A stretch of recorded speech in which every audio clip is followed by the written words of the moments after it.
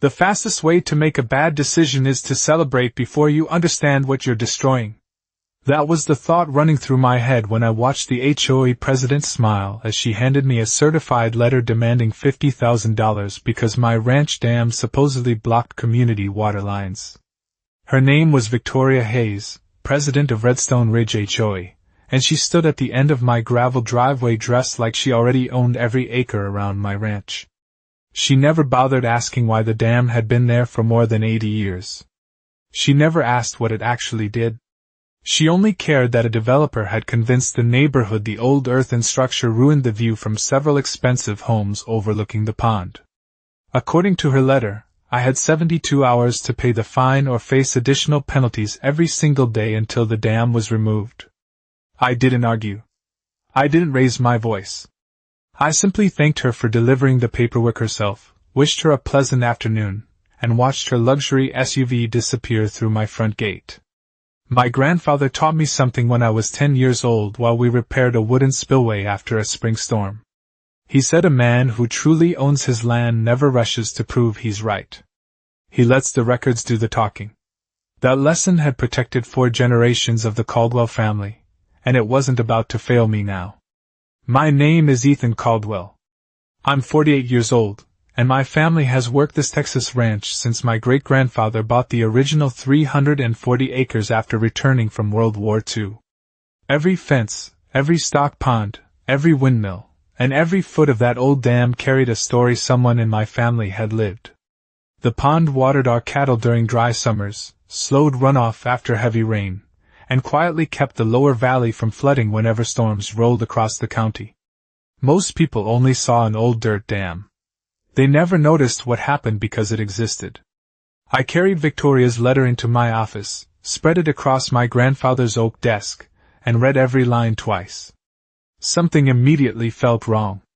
The citation referenced community water infrastructure, but there wasn't a single HOA-owned pipe crossing my property. I pulled out my ranch survey, county easement maps, and water rights file. Nothing matched the claims in the letter. That meant one of two things. Either Victoria honestly believed something that wasn't true, or someone had deliberately fed her false information. Neither possibility was good for her. Instead of calling the HOA, I drove 30 miles into town and parked outside the office of my property attorney, Charles Bennett. Charles had practiced Texas property law for nearly 40 years and possessed the rare talent of laughing before delivering terrible news to whoever deserved it. He adjusted his reading glasses, scanned the citation for less than a minute, and let out a quiet chuckle. Then he looked at me and asked a question that completely changed the direction of the story. "Ethan," he said, "before we discuss fighting this fine, tell me something. If they truly want that dam gone so badly, have you ever stopped to ask yourself what happens to their neighborhood after it's gone?"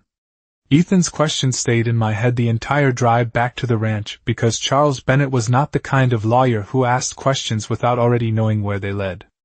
I parked beside my old red pickup, walked across the barnyard, and climbed the small hill overlooking the pond. The afternoon breeze barely disturbed the surface of the water. A pair of cattle drank along the shoreline while a great blue heron stood perfectly still near the reeds. Nothing about the place looked dangerous. That was exactly the point. Good infrastructure rarely attracts attention because people only notice what fails. My great-grandfather understood that long before engineers started putting complicated names on flood control. He built the dam with horses, wagons, and local stone after a devastating storm washed away half the valley in the late 1940s. Every generation after him repaired it, reinforced it, and documented every improvement with county permits. I unlocked the filing cabinet inside my workshop and pulled out a thick binder labeled Caldwell Water Records. Every inspection report, maintenance log, engineering recommendation, and state permit was inside. The earliest document dated back more than 70 years. Buried halfway through the binder, I found something I had not looked at in almost 15 years. It was a county engineering report explaining that the dam did much more than hold back water for livestock. During major storms it slowed runoff before releasing it downstream at a controlled rate, reducing pressure on drainage channels below the ranch. That sentence immediately caught my attention because Redstone Ridge had been built directly downstream less than a decade earlier. I spread several maps across the workbench and compared old county surveys with a promotional brochure I had picked up months ago at a local hardware store. The neighborhood advertisements bragged about scenic waterfront views, walking trails, and a peaceful creek running behind dozens of premium homes. Something about those drawings bothered me. The natural drainage line looked different from the original county map. Before I could study it any longer, my phone rang. It was Charles. He asked me one simple question. Had anyone from the HOA ever requested copies of my engineering records before sending the fine? The answer was no. He laughed quietly and told me that was exactly what he expected. Then his voice became serious. He had already spoken with someone inside the county engineering office. According to their records, nobody from Redstone Ridge had requested the official drainage studies before accusing me of blocking community infrastructure. They had acted first and researched later. That mistake could become very expensive. Before hanging up, Charles gave me one instruction. Do not answer the fine. Do not remove a single shovel of dirt until we understand exactly why they want the dam gone so urgently. As the call ended, another notification appeared on my phone. Redstone Ridge had just announced a public ribbon-cutting ceremony scheduled for 72 hours later to celebrate the completion of their new luxury waterfront expansion. I looked from the announcement back to the old engineering maps spread across my workbench, and for the first time I realized those two events might be connected in a way nobody else had noticed. By sunrise the next morning I was standing inside the Larkin County Records office with a cup of burnt coffee in one hand and a notebook in the other. Charles had arranged for me to meet Harold Simmons, a retired county hydraulic engineer who had spent 36 years designing flood control projects before leaving public service. Harold moved slowly, but his memory was sharper than anyone half his age. He spread 3 oversized drainage maps across a conference table and pointed to the blue lines running through the valley. The first map had been drawn almost 80 years earlier, long before my great-grandfather finished the dam. The second showed improvements made during the 1970s after several unusually wet seasons. The third map had been updated only 9 years ago, just before Redstone Ridge received final approval for construction. Harold tapped the newest map with the eraser of his pencil. "This is the one that bothers me," he said quietly. At first I could not see the difference. Then he placed the oldest map directly beside it. The natural flood channel that once crossed open pasture had somehow shifted several hundred feet away on the newer version, creating the impression that the subdivision faced almost no flood risk. I frowned. "Can a drainage channel just move like that on paper?" Harold smiled without humor. "Water can move. Ink cannot." That sentence settled into my mind like a stone. Harold explained that any major change to a drainage model normally required engineering studies, public documentation, and multiple county approvals. Yet he could not find supporting records for the revision shown on the newer map. Before I could ask another question, he opened an old storage drawer and carefully removed a faded engineering report from nearly a decade earlier. Across the top of the first page was a bold recommendation stating that the Caldwell Dam should remain in continuous operation because it reduced downstream peak runoff during severe storm events. Someone had highlighted the conclusion in yellow many years ago. Harold looked directly at me. "I remember writing part of this report." I asked why nobody had mentioned it when the subdivision was built. He leaned back in his chair and admitted he had retired shortly after submitting the study. Everything that happened afterward had been handled by other departments. As we continued reviewing records, another county employee entered the room carrying a weather briefing that had just been distributed to emergency management offices.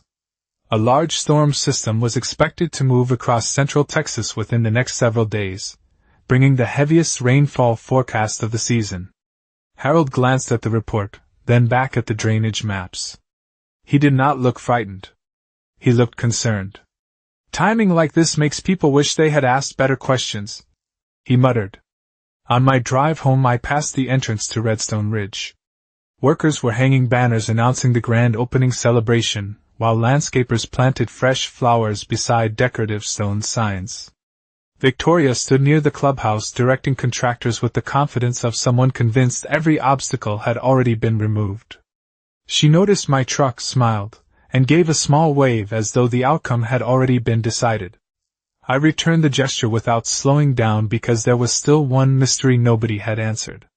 If county engineers once warned that my dam protected the valley, who had convinced everyone to pretend those warnings had never existed? The next morning began with the sound of heavy equipment pulling into my ranch, but it was not there to start tearing anything down. It belonged to a licensed surveying company Charles had hired before we made a single move. If anyone ever questioned what happened next, every measurement, photograph, and document would already exist in an official file. That was how my family had always handled disputes. Facts first. Emotions later. By 8 o'clock the survey crew had established control points around the dam while county inspectors arrived with clipboards instead of opinions. They photographed the spillway, measured the embankment, verified the condition of the drainage channel, and compared everything with the engineering records Charles had collected. Victoria pulled into the ranch an hour later wearing sunglasses and a confident smile that suggested she believed she was about to witness my surrender. She stepped out of her vehicle and asked loudly whether I had finally accepted reality. I smiled back and told her I had accepted it the moment I finished reading her letter. She looked confused for a second before noticing the county inspectors documenting every detail. "What exactly is all this?" she asked. Charles answered before I could. "Compliance." She laughed and said she hoped we were finally removing the eyesore before the neighborhood celebration tomorrow afternoon. Charles simply nodded. "Everything today is being completed exactly as the law requires." Victoria seemed almost relieved. She thanked us for cooperating and drove away without asking another question.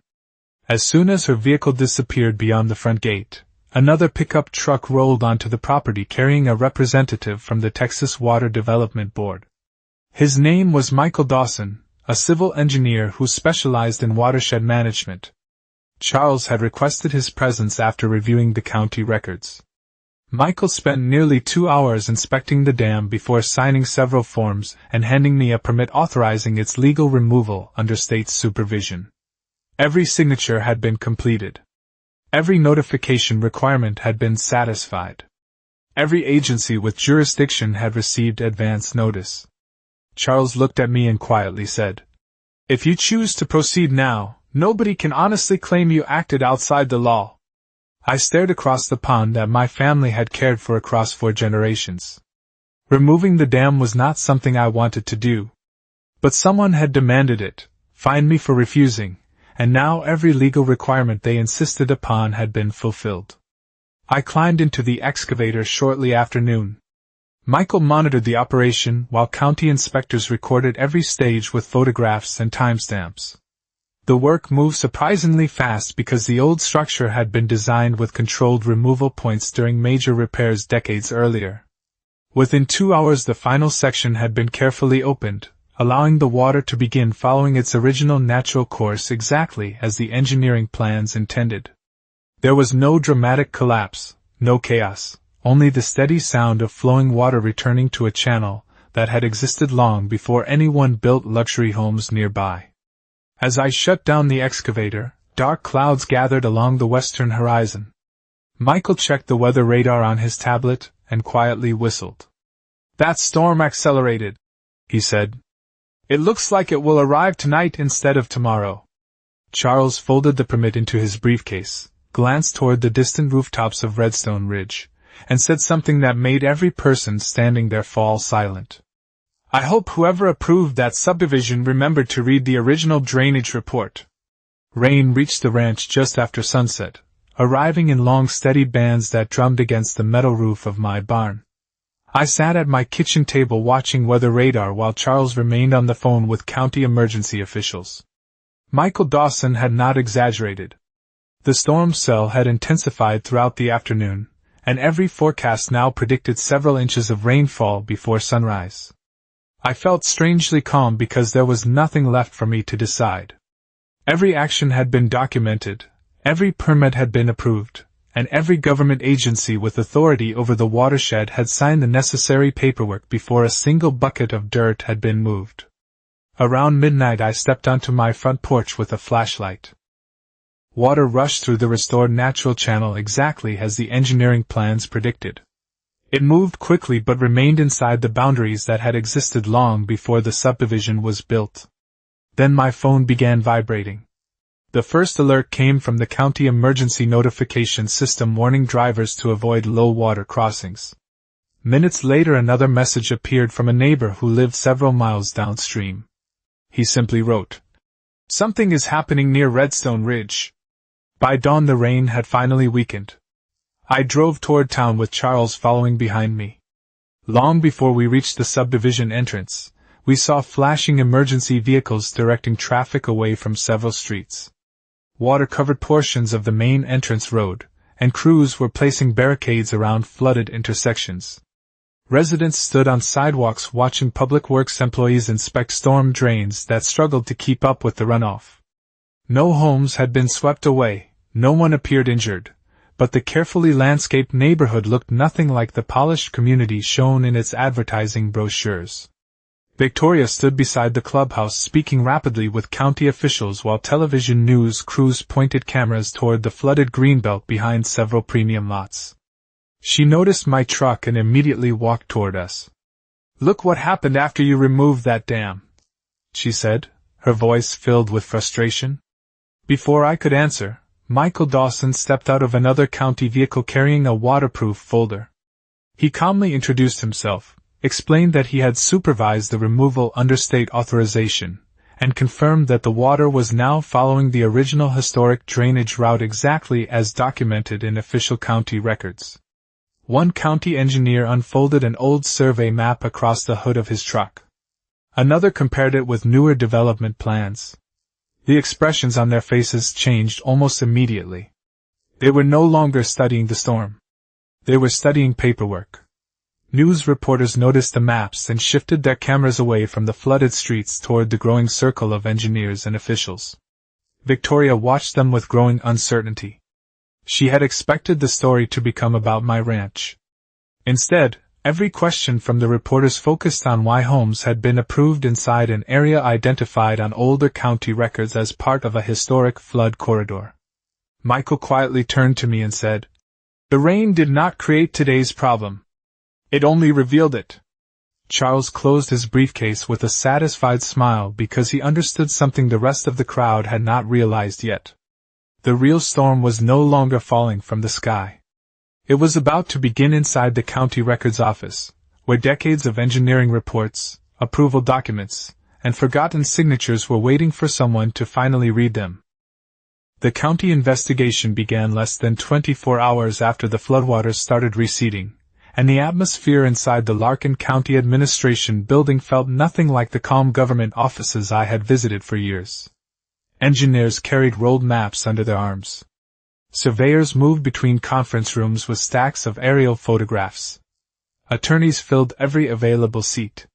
Charles met me in the hallway with a folder so thick it barely fit beneath his arm. He smiled for the first time since the storm. "The questions have changed," he said. "Nobody is asking why you removed the dam anymore. They are asking who approved everything downstream without respecting the original engineering records." That was the question Victoria never expected anyone to ask. By mid-morning the county had assembled decades of drainage studies, permit applications, inspection reports, and subdivision approvals across one enormous conference table. Harold Simmons was there, along with Michael Dawson and several engineers I had never met. One by one they compared old records against newer development files. Every new comparison exposed another inconsistency. Elevation figures had changed. Drainage assumptions had shifted. References to my family's dam appeared in older reports, then quietly disappeared from later studies without any supporting engineering analysis. Nobody accused anyone of wrongdoing. They simply kept placing documents beside each other until the pattern became impossible to ignore. Shortly after lunch an investigator from the Texas Commission on Environmental Quality entered carrying another archive box recovered from off-site storage. Inside were permit review notes that had never been digitized. The room became noticeably quieter, as everyone began reading. Michael stopped on one particular memorandum and slid it across the table toward Charles. It was written nearly 10 years before Redstone Ridge broke ground. The memo warned that any future development downstream should account for the continued operation of the Caldwell Dam unless a complete replacement flood mitigation system was constructed first. I recognized Harold's signature near the bottom of the page. "That recommendation was never withdrawn," Harold said quietly. "As far as I know, it was simply ignored." Charles looked at me without saying a word because he understood exactly what that meant. The neighborhood had not been built assuming the dam might disappear someday. It had been approved because officials believed the dam would remain exactly where it had stood for generations. Meanwhile, reporters gathered outside the building as word spread that the county had opened a formal review into the subdivision approvals. Victoria attempted to reassure residents that everything would soon be clarified, but every television interview brought more difficult questions than the last. Late that afternoon, another surprise arrived. A former planning consultant who had worked on the original subdivision requested permission to speak with investigators voluntarily. He carried a weathered banker box that had remained in his garage ever since he retired. Inside were handwritten meeting notes, early concept drawings, and several email printouts that had never appeared in the county files. One sealed envelope immediately caught everyone's attention because someone had written across the front in large black letters, "Original Hydrology Review. Do not discard." The envelope remained unopened as the lead investigator logged it into evidence.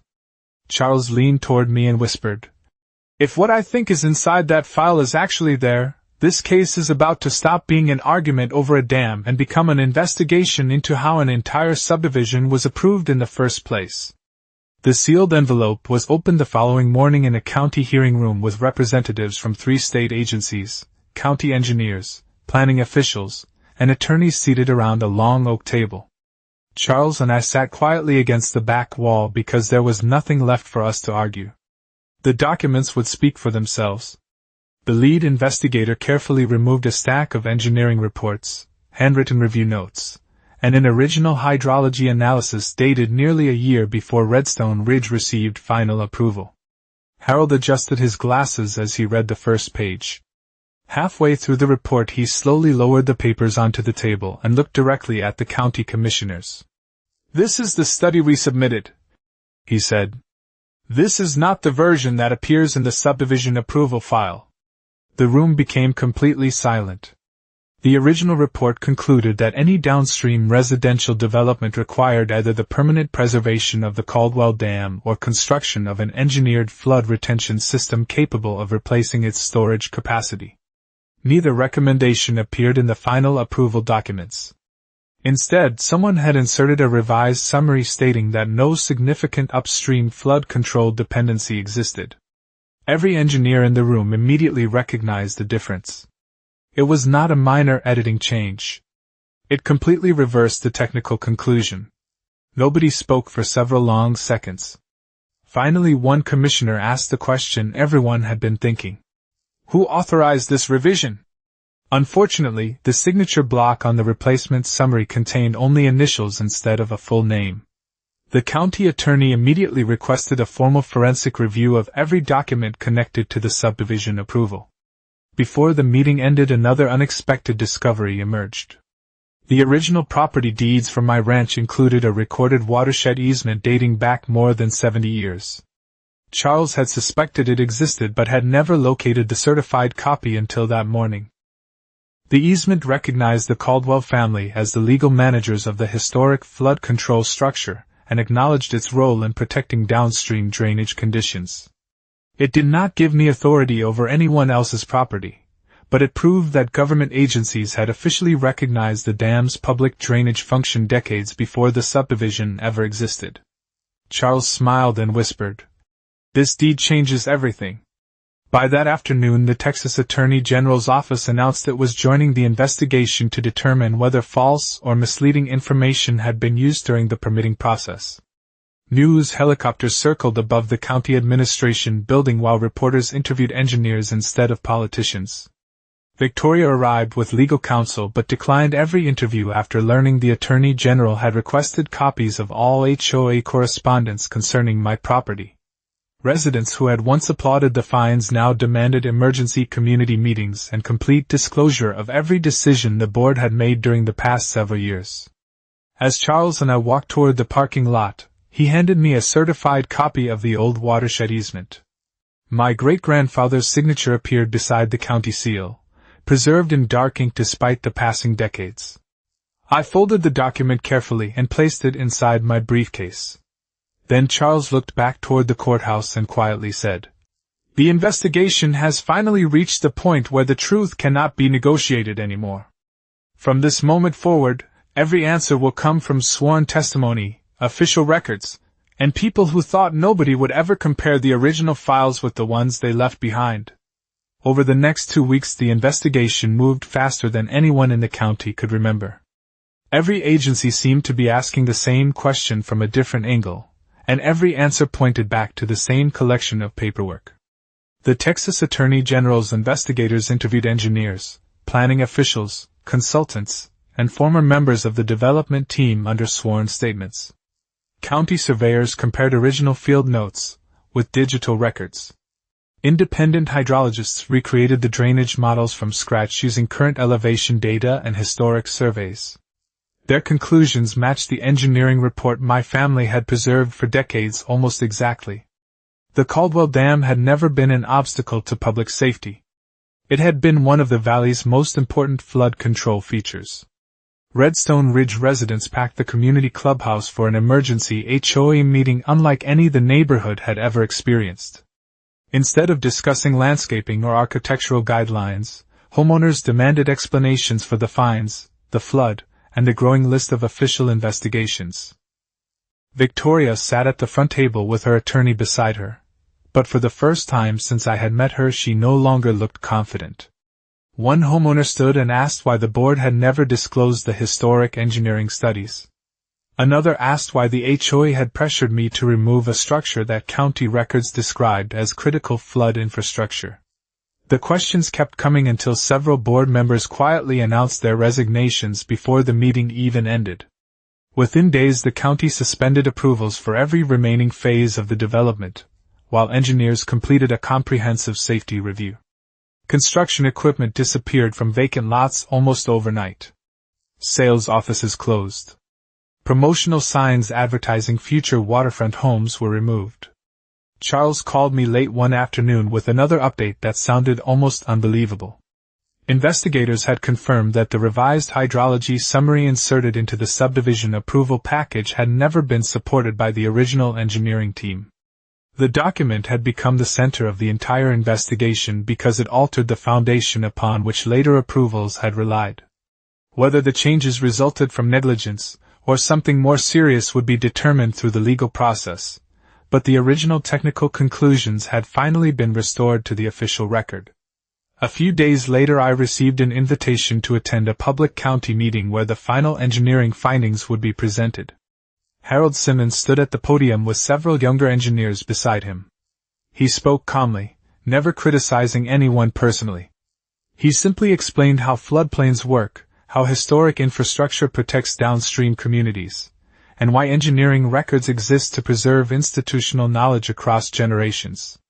Then he held up one faded photograph taken shortly after my great-grandfather completed the dam many decades earlier. "Sometimes," Harold said, "the oldest structure in the valley is also the one people understand the least."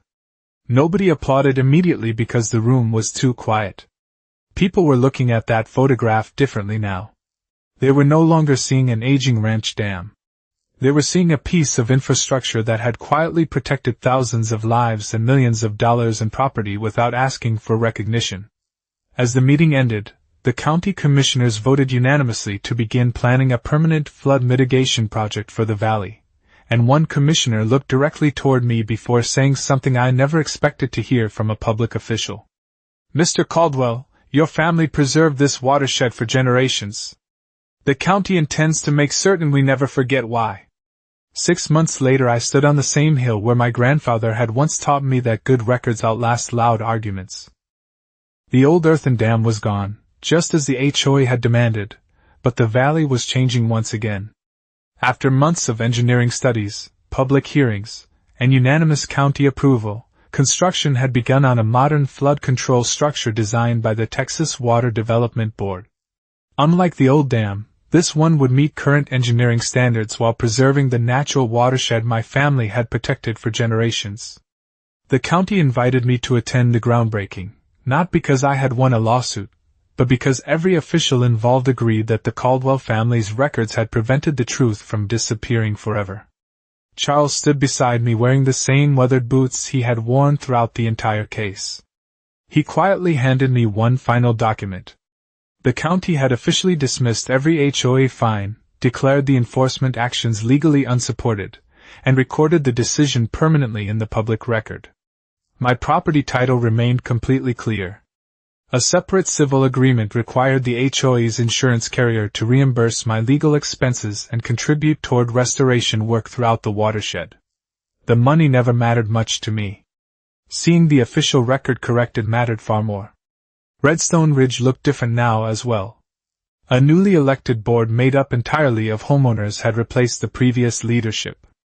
Their first resolutions required independent engineering review before any future action involving neighboring property, complete financial transparency, and mandatory legal review before issuing enforcement notices. Several residents later visited my ranch to apologize for believing rumors instead of facts. I told every one of them the same thing. Good neighbors solve problems by asking questions before making accusations. Victoria Hayes resigned before the final county report was released. I never celebrated her downfall because that was never the goal. She had convinced herself that authority was the same thing as being right, and the law eventually reminded her that those are two very different things. Harold Simmons retired for the second and final time after helping complete the investigation. Before leaving, he donated copies of the original engineering reports to the County Historical Archive so no future generation would lose them again. Michael Dawson visited the ranch one afternoon as crews prepared the final design drawings for the replacement structure. He looked across the valley and smiled. "Your grandfather understood this watershed better than most engineers ever will," he said. I thanked him, although I knew the credit belonged to every generation before me that had carefully saved permits, maps, inspection reports, and handwritten notes, instead of throwing them away. Those old folders had accomplished something no argument ever could. They proved the truth. Sometimes people ask whether I regret removing the dam. My answer surprises them. No, I do not. I followed the law exactly as it was written. I respected every permit, every inspection, and every procedure. In the end, it was never the removal that exposed the real problem. It was the paperwork that followed. The valley still receives heavy storms every year, and whenever I drive past the new flood control structure, I think about my grandfather's lesson one more time. People can ignore history for a while. They can overlook old maps, dismiss experienced engineers, and underestimate quiet ranchers who keep careful records. But eventually the water always follows the truth, and sooner or later, so does justice.